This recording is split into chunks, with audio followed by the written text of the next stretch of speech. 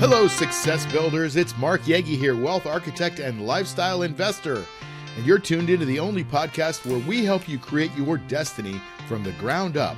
More people than ever want to be happy and create freedom through winning investment strategies and a success mindset. In this show, we talk about making dreams come true through passive income, building a fun lifestyle on a foundation of freedom. If you're looking to take your life not just to the next level, but 10 levels up, you've come to the right place. Welcome to the Wealth Architect Podcast. Now, let's go build your destiny. This is the Wealth Architect Podcast.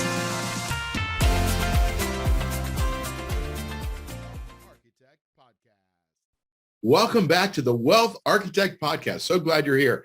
And so often what I do is I talk strictly about money. And today I'm going to stray a little bit of that because I promised that I would be talking about success secrets. And I always want to start with the basics. So for me, when I was a little kid, my dad was into personal growth, right? I guess that's why I'm still a personal growth junkie right now.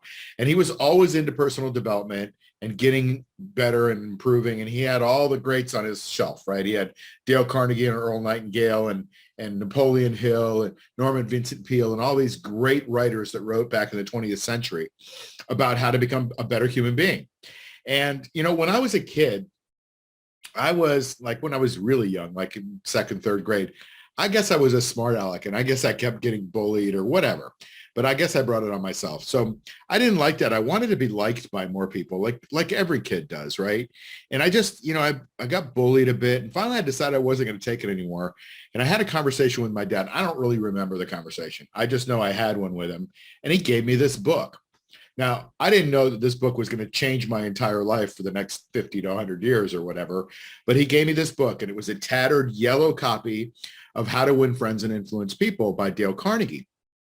And I thought, what a crazy long title. I didn't really resonate with that as a 12, 13-year-old kid, whatever I was. It wasn't even that old, actually. I was a little bit younger. But I remember I had a typewriter. And I remember as I got that book, I would type the little sections at the end of each chapter called In a Nutshell. And I typed all of those things out. What I didn't realize was that I was actually typing the real human relations principles, the principles that Dale Carnegie built his entire organization on. And I will tell you that still to this day, I teach for Dale Carnegie, right? So that's how much of an impact this man had on my life. But it wasn't just him because I never met him, but it was his ideas, and his ideas are timeless and they live on forever. You would do yourself a huge favor to learn Dale Carnegie's 30 human relations principles. We're not going to spend time and do 30 today. I'm going to just do 9 because the 9 core principles that he started out with are really what everything else is built on. So I want to start out with those principles and I want to just kind of go through them. And if you could take one of them each week and start to implement it in your life and make it a habit, your life will become markedly better. And I can tell you that because this first one that I'm going to tell you is one that we all have a problem with. So often, this is what our issues are, right? We are focused. If you have your hand in front of you, it's really hard to focus on anything behind your hand, isn't it? So you've got to get your hand out of the way. But so often, the thing that's in front of you, the hand, is most interesting. Why? Because it's right there in front of you, right? You can't get rid of it. And so we are bombarded with tons of information from the news, negative information from the press, politicians, on and on, the environment, right? So Dale Carnegie's first human relation principle, and it's the only negative one. It's the only one that has the word don't in it. And I think that there's a reason in it because it's a negative human relation principle that we violate. And so he says, don't criticize, condemn, or complain. Now think about it. If your life was void of criticizing, condemning, or complaining, how cool would that be? Now, a lot of people make fun of me. They go, oh, you're really positive, but it's a facade, or, nobody could be that positive. Somebody told me years ago. But at the end of the day, I'm a happier person because I make a choice. We all have the choice. You could choose to be negative. You could choose to criticize, condemn, or complain. And I'm not immune from it. I'm not perfect. And the brain wants to do that because the brain likes excitement and variety. But if you can stay away from criticizing, condemning, and complaining, your life, I guarantee it, will become markedly better. And I highly recommend that you follow that key principle, because that one to me is so critically important. Now we start to focus away from ourselves and focus on other people. Principle number 2 is give honest, sincere appreciation.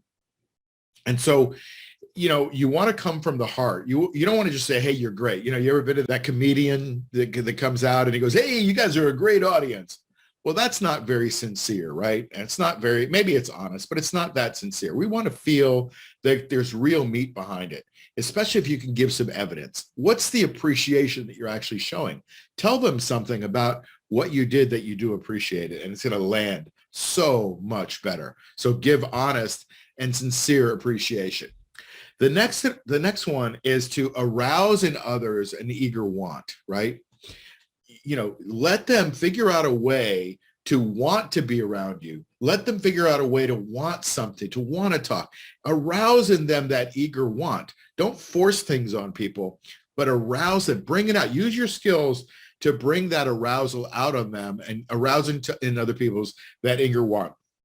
And by doing that, you're gonna see that they start to come alive. Now, become genuinely interested in other people. That's number 4.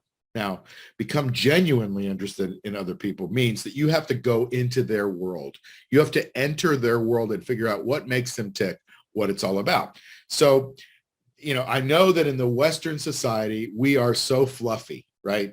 When we meet somebody, it's about the weather or what do they do. We don't really go deep with people, right? You have to be genuinely interested in other people. How do you do that? You do it with questions, right? If you really want to know what they're about, it's the who, what, where, why, and how questions that you get into, that you start to figure out what makes people tick. If you can get to why people do things, if you can get to emotions, right, rather than just the fluffy stuff, you're really going to create a connection. A lot of times I'll go to a party, or I know people will go to a party. This is not just about me, right? But I've heard this many, many times. And they'll say, wow, that person is such a great conversationalist. And I realize, why are they a great conversationalist? Because they ask lots of questions about that person.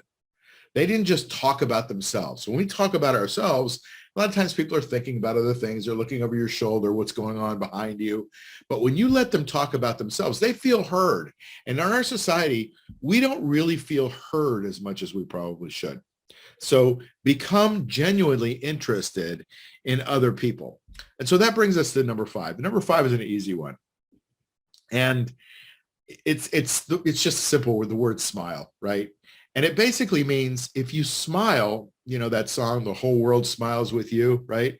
It's a lot easier to look at somebody, to hang out with them, to want to be with them when they're smiling. So allow that smile to come out. And you'll see that it'll create an environment and an attraction around you. Now, this one I always found was really interesting, because this one I learned that there are some negative connotations to it, but it's called, remember that a person's name is to that person the sweetest and most important sound in any language. Why is that? Well, we've heard our names zillions of times, right? Now, a lot of times it's like, Jeffrey, get over here. Johnny, don't you? And it's got a negative connotation for some people. But really, at the end of the day, when people remember our names, how good do you feel? How important do you feel when somebody can remember your name? It's really critical to remember somebody's name. Now, a lot of people say, well, I'm terrible with names. And if you say you're terrible with names, you're probably terrible with names, because your brain is listening in on what it's saying, on what it's hearing. So if it hears, well, we're terrible with names, well, bald guy says we're terrible with names, so we don't have to worry about remembering it. But if you say I'm awesome with names, and you start to make a science and a game and have some fun with remembering somebody's name, repeating it a few times, people love that, right? You don't want to be embarrassed in the beginning that you just met somebody and then 2 seconds later you go, well, I'm sorry, what was your name again? Instead, turn it around, make it a game. Say, hi, John. Nice to meet you, John. It's John, right? Did I get it right? It's a John? John, that is so cool. John, is your dad's name John? Great. Like, he's going to be like, what's wrong with this guy? But at the same time, he's going to be like, he really cares about remembering my name. Now, if you can associate something around the name John, and I'm going to let you use your imagination on that, and associate it with something on his face, the next time you see John, maybe it's 10 years later, your brain will remember that you met John. right? So really make a focus on it, because that person's name is to that person the single most important sweet sound in any language. All right, cool. Number 7 is cool. I love number 7. Be a good listener, right? God gave you 2 ears and 1 mouth, and you should use them in that proportion. Remember how I said before, people love to talk about themselves? Allow people that opportunity to talk about themselves, right? I know people that talk about themselves without even having an opportunity, and that's always an interesting challenge. But be a good listener and encourage other people to talk about themselves. We're all interesting in our own way. I believe everybody's a genius at something. Maybe make it a game to go find that genius in somebody, right? Make it a game to find out something really cool, some story that changed their life when they were younger, something they won, something they lost, somebody they lost, somebody they gained, somebody that said yes, somebody that said no, right? When they had a baby. There's always something really cool. So encourage those people to talk about themselves, and it will reflect really, really well on you. Now, talk in terms of the other person's interest is such a good one for me. Number 8, talk in terms of the other person's interest, right? Listen, if all I talk about is the stock market, and that's what I talk about a lot, or Bitcoin, and I talk about Bitcoin a lot, I'm not a very interesting person, right? But if I find out what the other person, going back to that last one, find out what that other person is genuinely interested in, maybe they're interested in baseball, there's probably something that I can find common ground and talk about. At least if not, that person can teach me some things about baseball because they're really interested. Remember, we want to get them talking, right? These are human relations principles. This is how we relate to each other. And you're not going to learn anything if you're just constantly talking, but you might learn a really cool thing if you just shut up and you listen about that other person's interest. All right. So to me, it's make the other person feel important. This is number 9. Make the other person feel important and do it sincerely. Okay. How do you make that other person feel important? Well, everything else to this point has led up to that principle. And how do you do it sincerely? You do it with evidence. You do it with, wow, I really do care about it. Really, how did that happen to you? That's interesting.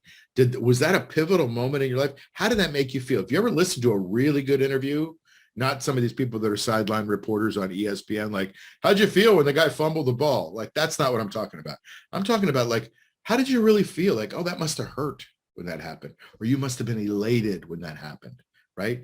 Make the other first person feel important and do it sincerely. So those are the 9 principles that came from one of the most classic books of all time, written by Dale Carnegie. It's called How to Win Friends and Influence People. It's one of my 3 reads every year, and I'll tell you what my 3 reads are every year.